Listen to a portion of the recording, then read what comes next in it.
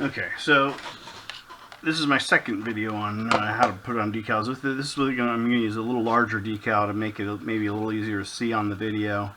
So again, you get your decal sheet, you cut out the design. You can cut it out rough at first and then cut a little closer if you want. And in this video, I'm going to put it on a very smooth surface to show you that you don't even really need microset and microsol. You really only need that stuff if you're using you're putting the decal on a very rough surface or a contoured surface where you need the decal to bend more. I'm going to put it on my test lamp here, where you can see I've put a Hydra decal in the past when I was testing that. So I've got that cut out.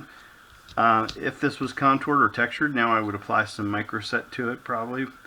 And in my little bowl of water here, I'm going to put this in. This is a little bit bigger decal, so you might want to put it in for, make sure it gets wet, because it's going to take a little bit more moisture to soak through. The small decals, you literally dip them in, pull them out. Don't let them sit in the water, because it will wash the glue away.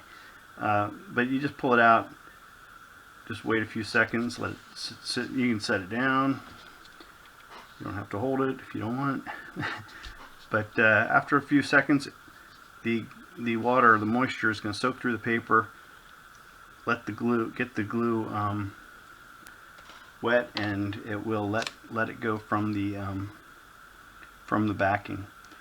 And so now I can take my paintbrush, and I can see air bubbles here, so I'm smoothing it out with my paintbrush, and I can keep smoothing it. And if I, like this case, I still see some tiny bubbles that I can keep pushing them like this. You can also, would be also when you might want to say, okay, well, I'll put a little microset or microsol on there, and that'll help help me smooth it out and without ripping the decal. And like I said, this is a very smooth surface, so it's not very challenging, but there are tiny bubbles under there. If you ever see the decal, the clear part of the decal turning looking silver or gray after it dries, that's because microscopic air bubbles have been trapped underneath the decal, and that's what you're seeing. That's why you want to try to use a microsol or microset when you're on a textured surface or a non-glossy surface. Glossy surfaces, it doesn't really happen that much. You really don't have to worry about it. And this lamp is relatively glossy too, which is why it's pretty easy compared.